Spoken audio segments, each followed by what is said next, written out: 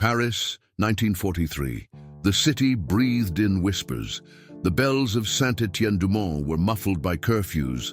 The river moved as if afraid to draw attention, and the wind carried news no one dared repeat. In the old boarding school on Rue du Parc Royal, silence had become the rule, not the request. Children walked in neat lines with their heads bowed, not out of discipline but out of fear of the wrong glance, the wrong name spoken aloud, the wrong question asked within the wrong pair of ears. I remember how the halls smelled of chalk and damp wool that winter, how the radiators clanked like tired hearts trying to keep a rhythm. And I remember the girl, small, bright, quick to laugh when laughter was still allowed, who began folding her voice into smaller and smaller spaces until it nearly disappeared. Her name was Léonie. She was 9, too young to understand the machinery of an occupied city, but old enough to feel its weight pressing on her chest. She used to leave notes tucked into the hem of her coat for me to find, sketches of sparrows, the corner of a wagon, the outline of her mother's face. "So you won't forget what I see," she once whispered. Children know when the world is cracking. They draw maps of its future ruins. And then, one morning, the silence inside the school changed. It was no longer the hush of caution, but the hush of absence, the kind that spreads room by room like cold water seeping under doors. Her chair stayed empty, her satchel hung untouched, and the teachers spoke in that wooden way adults do when they know more than they can bear to tell. Tell me, dear reader, what becomes of a voice when the world refuses to hear it? I am Madame Corbin, the school's librarian then, a woman who believed stories could outlast grief, until I learned there are griefs so quiet they slip past even the watchful. I write this now in the hope that Léonie's name, small as it once was on the attendance sheet, might lift again like dust rising in a sunbeam. I was the one who saw her last, though I did not understand it at the time. And this is the burden of my memory. The winter of 1943 pressed its cold palms against the windows of the boarding school, leaving faint circles of frost like ghostly fingerprints. Each morning, I arrived before the children, unlocking the library with a ritualized patience. The lock often stuck, and I would jiggle it twice, then push with my shoulder. The thin smell of ink and aging paper always greeted me, familiar and comforting. But that January, something in the air shifted, a heaviness as though the shelves themselves were holding their breath. Léonie would slip into the library before breakfast, pretending she needed a book for class, though she simply wanted a place where voices were still allowed to wander softly. She was small, with a braid that often unraveled at the end, as if her hair also resisted the world's demand for order. Her eyes flicked everywhere, at the door, the windows, the floorboards that creaked more loudly than most. Children rarely hide their fear well, but they also rarely speak of it. She did neither. One morning, she brought me a folded paper bird. "It's a sparrow," she said, placing it in my hand. "They stay even in winter. They don't leave the city, even when people do." I asked her why she had made it. "In case I forget how they look," she answered. That struck me. I thought she meant the war might take even the birds someday. I did not realize she meant something else entirely, something she sensed, something she could not name. The school routine dulled the sharp edges of dread. Children lined up for meals, recited their lessons, and marched out to the courtyard for short recesses under watchful eyes. But little changes betray larger storms. Whispered roll calls behind closed office doors, parents' letters that stopped arriving, a new rule that children were to keep their coats near them at all times. One afternoon, as the sun slanted gold across the parquet floor, Léonie sat at a small table by the window, tracing the spine of a book. She wasn't reading it. Her finger simply followed the edge again and again, as if committing its shape to memory. "Madame," she asked quietly, "if someone stops speaking, do they disappear?" I looked up from my desk. "Disappear? No, ma petite. Why would you think that?" She shrugged in that small, brittle way children do when they know adults won't understand the real question. "But what if someone makes you stop speaking?" she pressed. I opened my mouth to answer, but just then the bell rang for afternoon study and the moment slipped away. Later, I would replay those words until the edges wore thin. Later, I would realize she had been asking if silence could erase a person. In those days, I believed silence was something harmless, a temporary shelter, a way of staying safe. I didn't yet understand that sometimes silence is not a refuge, but the sentence imposed. In the weeks that followed, the school's silence thickened, settling into corners like dust that refused to be swept away. Each day felt as though it balanced on the thin edge of a whispered warning. Even the staircase, once alive with the clatter of shoes and the shouts of children chasing one another between lessons, grew subdued. Footsteps softened, voices lowered, and the teachers moved through the halls with guarded eyes, as if afraid they might accidentally meet the gaze of danger itself. I watched Leonie more closely during this time, though I didn't let her see that I did. She had begun carrying her satchel differently, hugging it to her chest rather than letting it bounce at her side. She no longer lingered after lessons to show me the pages she had drawn full of birds, flowers, and crooked rooftops. Instead, she kept her drawings folded tightly, hidden as though they bore secrets too fragile to expose. One morning, I noticed a small tear in the sleeve of her dress. When I reached out to help her mend it, she pulled her arm back with a suddenness that made me pause. Her braid was coming undone again, loose strands catching on the wool of her scarf, and she did not seem to care. The world had begun to unravel around her, and she was slipping inward, holding onto herself as though afraid someone might take even that away. During reading hour, I caught her staring out the window instead of at her book. Snow fell in thin, hesitant lines, dusting the courtyard with a quiet that looked almost peaceful. But Leonie's eyes tracked something else, an absence perhaps, or the memory of a voice she longed to hear again. Finally, I set my own book aside and sat beside her. "What do you see?" I asked gently. She hesitated, then whispered, "There used to be children outside. From the other school, they're gone now." It was true. The school across the street had been emptied weeks earlier. One day, children played in the yard, and the next they were simply gone. Desks left open, chalk still lying where it had been dropped. The official explanation was relocation. But everyone knew the truth without saying it. "They'll come back," I lied, though it felt like swallowing stones. Leonie did not answer. Instead, she reached into her satchel and pulled out a slip of paper, pressing it into my palm as though entrusting me with something sacred. It was another drawing, this time of a row of windows.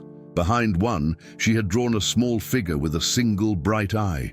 In the margin, she had written, "They watch the windows." A chill ran through me. "Who watches, ma chérie?" I asked. But she only shook her head. Children understand when speaking becomes dangerous. They hear the danger long before adults name it. That evening, as I prepared to leave, I saw her again at the end of the corridor. She was standing at the foot of the stairs, clutching her coat, staring at the front doors as though listening for something or someone. "Do you need anything before supper?" I asked. She startled, then offered a small, brittle smile. "No, madam. I'm only waiting." "For what?" "For the noise," she answered. I didn't know what she meant. Later I understood that children often recognize the sound of a closing fate long before adults hear its approach. They feel the tremble of it in the walls, the way birds sense a storm. But at the time, I dismissed it as imagination. I didn't realize that she was preparing herself for the moment when silence would no longer protect her.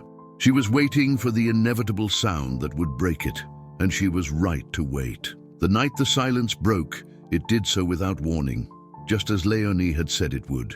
It was early February, the kind of night when the cold feels sharp enough to cut through wool and bone. I was in the library, finishing the ledger for the next morning, when a thin tremor ran through the building.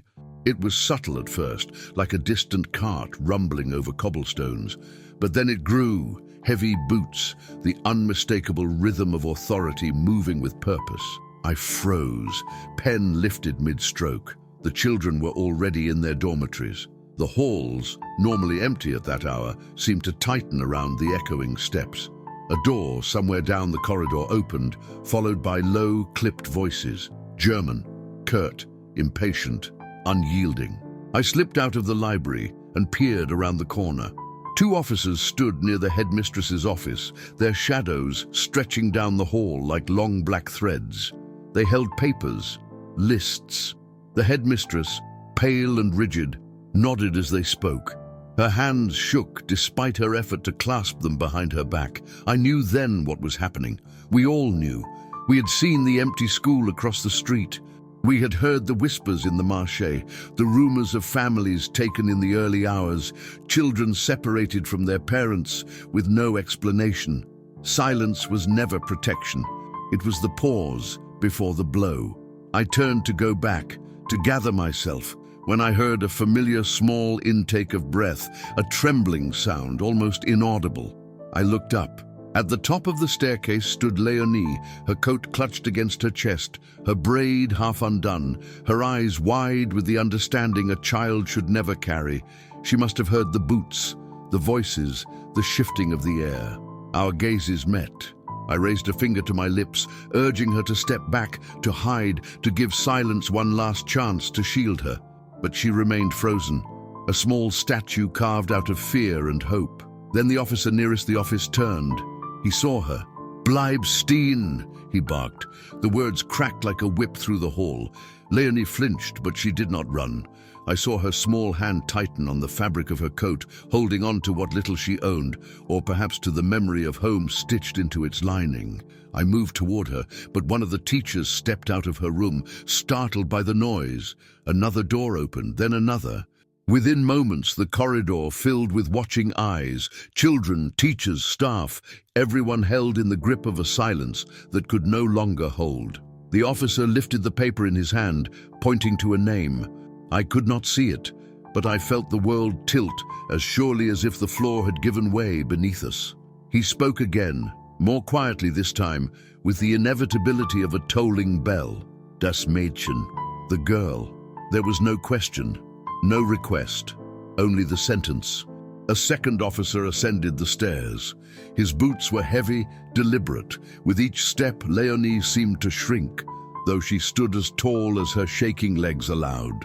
When he reached her, he placed a hand on her shoulder, not harshly, but with a finality that made my heart fracture. I wanted to speak, to plead, to lie, to claim her as my own child, though the truth sat hollow in my throat. But the words never came. Fear sealed them away. She looked at me just once, with a softness that felt like forgiveness. Then she was led down the stairs, small fingers brushing the banister one last time, as though memorizing its feel.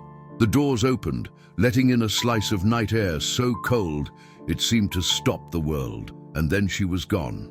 The silence that followed was not the silence of caution, nor of discipline. It was silence as a verdict, silence as a final sentence. In the days after Léonie's disappearance, the school moved as though walking underwater, slow, muffled, every motion carrying the drag of something unbearably heavy. The headmistress tried to maintain order, calling for punctual lessons and neat handwriting, but even she seemed to drift through the halls like a woman misplaced. The chalk on the blackboards broke more easily. The bells sounded thinner. The children sat straighter, as if the slightest slouch might draw the wrong kind of attention. Her absence clung to everything. Her chair remained at the end of the second-row table in the library. I left it as it was, pushed in at a careful angle, a small indentation still visible in the cushion where she once sat, tracing book spines and watching the courtyard. Her satchel hung by its usual hook, the strap slightly frayed, its pocket still holding a stray pencil, shaved down to its last usable inch. I could not bring myself to open it.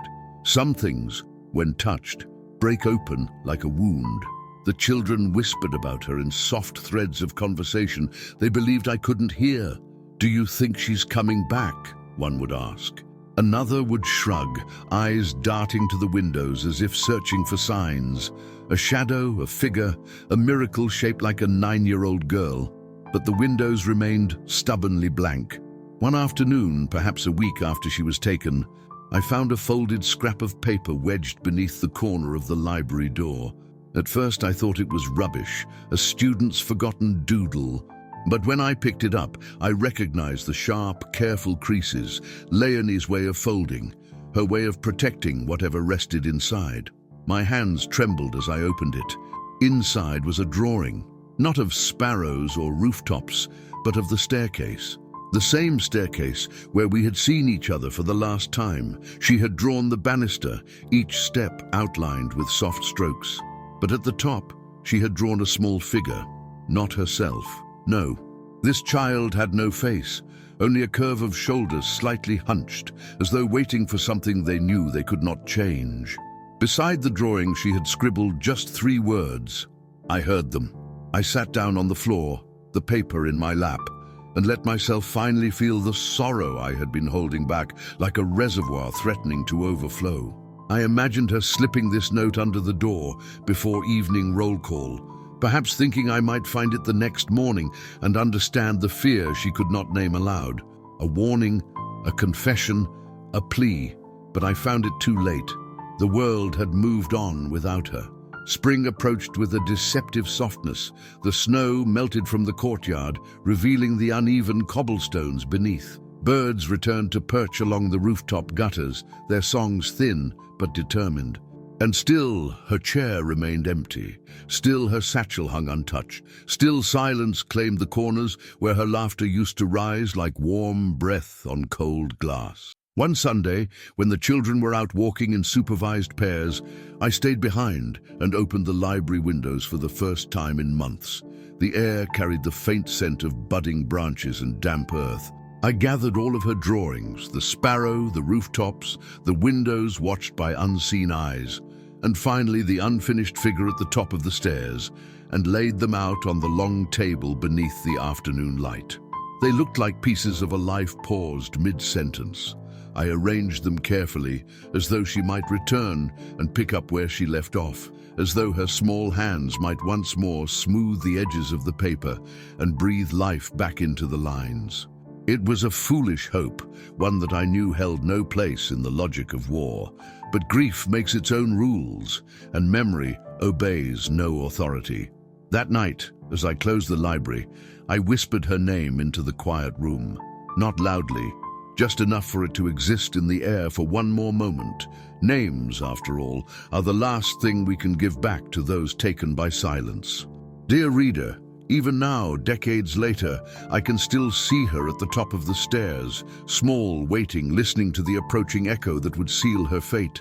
I have carried her drawings across every year since, folded carefully in a box where time cannot smudge them further. Some voices vanish quickly, others linger like faint warmth on a winter windowsill. If you have read this far, then Leonie's voice is no longer lost. It has found a place in you. And perhaps that is all any of us can offer, to keep the smallest names alive, to refuse the silence that once swallowed them whole. If this story touched you, dear reader, I invite you gently to like and subscribe, so that more forgotten voices may rise again into the light.